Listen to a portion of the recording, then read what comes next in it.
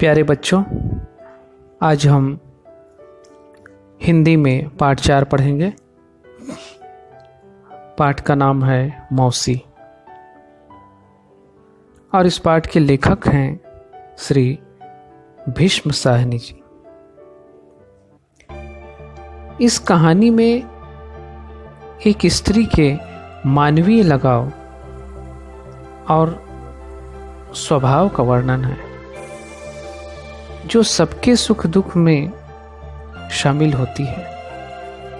वह बड़ों के लिए ही नहीं, बच्चों के साथ भी उनके खेल खिलौने और कथा संसार में शामिल रहती है। लेकिन सबके काम आने वाली मौसी जब बीमार पड़ती है तो उसके साथ किस प्रकार उपेक्षा का व्यवहार होता है, यह जानना कारुणिक लगता है। आइए कहानी को समझने का प्रयास करते हैं। सब उसे मौसी कहकर पुकारते थे, बच्चे भी और बड़ी उम्र के लोग भी। किसी के घर बच्चा बीमार होता तो सबसे पहले मौसी को ही बुलाया जाता। किसी के घर शादी होती तो वहां भी सबसे पहले मौसी ही पहुंचती।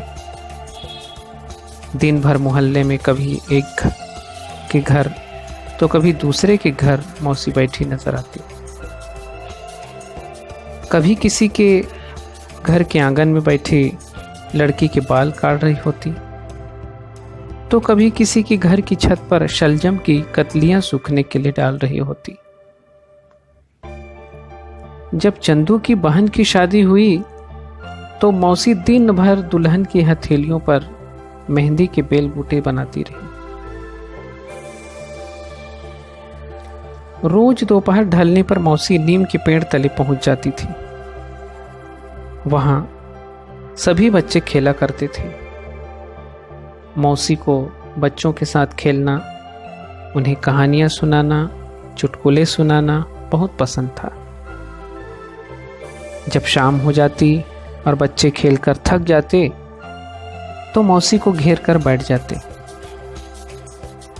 उससे कहानियां सुनते।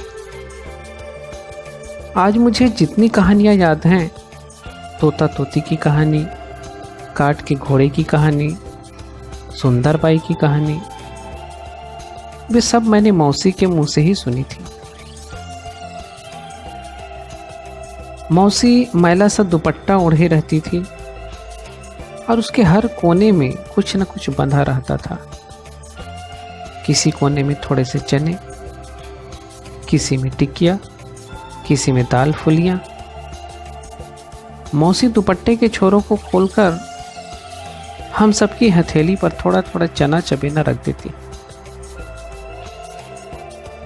एक बार मैंने माँ को बताया तो माँ ने मना कर दिया। बोली, उस गरीबनी से लेकर क्यों खाते हो? वह थोड़ा सा चना चबेना अपने लिए रखती होगी। मौसी के साथ दिन रात रहते हुए भी कोई नहीं जानता था कि मौसी कौन है, उसका कोई सगा संबंधी है भी या नहीं। कोई बच्चा उससे पूछता कि मौसी तुम कहाँ की रहने वाली हो, तो कहती तुम्हारे मोहल्ले की हूं। तुम कौन हो?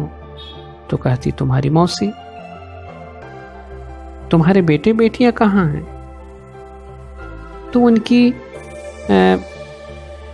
अपनी उंगली से एक एक बच्चे को छूकर कहती, ये देखो, ये मेरा बेटा है, ये मेरी बेटी है। नाम पूछो तो कहती, मैं मौसी हूं, यही मेरा नाम है। एक दिन जब स्कूल की छुट्टी हुई, हम लोग बस्ता उठाकर बाहर निकले तो मौसी फाटक पर नहीं मिली। उस दिन बच्चों को कोई लेने नहीं गया। दोपहर को बच्चे खेलने के लिए निकले तो मौसी पेड़ के नीचे भी नहीं थी। सभी ने एक दूसरे से पूछा, पर किसी को मालूम नहीं था कि मौसी कहाँ गई है। कई दिन बीत गए पर मौसी का कुछ पता नहीं चला। कोई कहता मौसी बीमार है, कोई कहता वह अपने गांव चली गई है। मौसी के न रहने से मोहल्ला बड़ा खाली खाली लगता था। पेड़ के नीचे भी सूना सूना रहता था। कुछ दिन बाद एक मोची पेड़ के नीचे आकर बैठने लगा, पर बच्चों ने उसे खदेड़ कर भगा दिया। कहा यह मौसी की जगह है, यहाँ कोई नहीं बैठ सकता। मौसी पेड़ के नीचे बैठती थी तो घर वालों को भी बच्चों की चिंता नहीं थी। अब वे बच्चों को बाहर नहीं खेलने देते थे।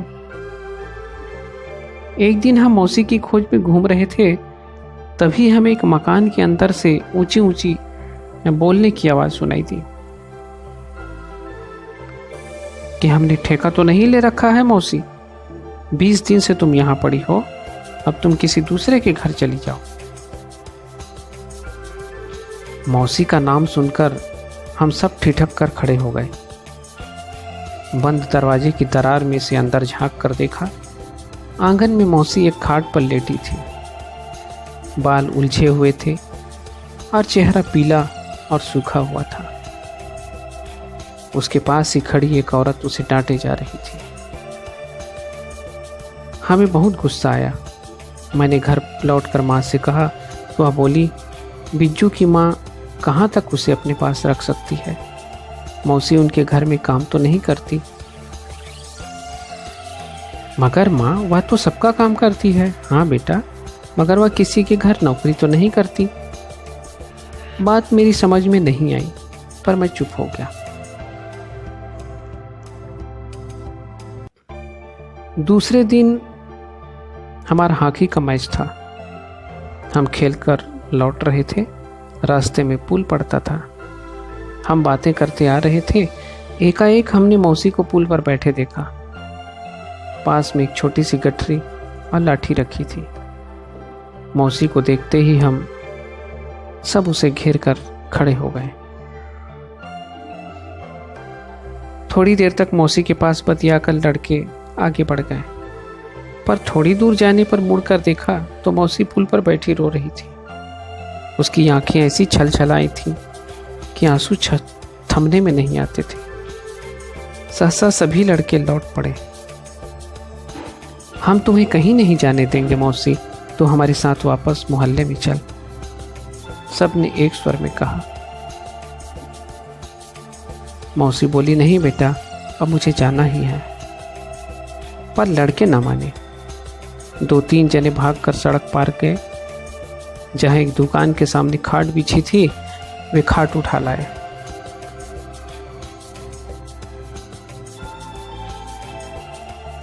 और उस पर उन्होंने मौसी को जबरदस्ती बैठा दिया, साथ में गठरी और लाठी भी रख दी। फिर खाट उठाकर सभी बच्चे मोहल्ले की ओर चल दिए। खाट को बच्चे सीधे नीम के पेड़ के नीचे ले आए। कन्हैया भागकर अपने घर से दरी और तकिया उठा लाया। योगराज अपने घर से एक कटोरा दूध ले आया। गोपाल अपने घर से लैंप उठा लाया, जिसे उसके घर वाले रात को सीढ़ियों में रखा करते थे। बलदेव के पिताजी ने डॉक्टर थे, वह भागता हुआ गया और अपने पिताजी को दुकान से खींच लाया। मौसी बीमार है, आप चल कर देखिए। लड़के आपस में बारियां बांधने लगे कि मौसी के पास रात के पहले पहर में कौन रहेगा और दूसरे पहर में कौन रहेगा। उन्हें डर था कि मौसी को अगर अकेला छोड़ा तो अब भाग जाएगी। अब मैं मर भी जाऊं तो तुम लोगों को छोड़कर कहीं नहीं जाऊंगी, मैं तुम्हारे पास ही रहूंगी, तुम जाओ अपने अपने घर। जब मौसी ने तसल्ली दी तब जाकर सबको चैन आया। इस तरह मौसी मोहल्ले में लौट आई। बच्चों ने उसे जाने ही नहीं दिया। फिर तो वह स्वयं भी कहने लगी कि अब मैं सड़क की पटरी पर सो जाया करूंगी, पर अपने बच्चों को छोड़कर कहीं नहीं जाऊंगी। बच्चों के उत्साह को देखकर बच्चों के घर वालों को भी मौसी की चिंता होने लगी। शीघ्र ही मौसी के रहने के लिए जगह मिल गई। हमारे स्कूल में ही हेडमास्टर जी ने उसे काम पर रख लिया। वहीं एक कोठरी में रहने के लिए जगह दे दी। इस बात को बहुत बरस बीत चुके हैं। मौसी अब भी वही है। अब वह सचमुच बुढ़ा गई है, लेकिन तंदुरुस्त है। पोपले मुंह से हंसती है तो बड़ी प्यारी लगती है। अब वह स्कूल के प्याऊ में बैठकर बच्चों को पानी पिलाती है।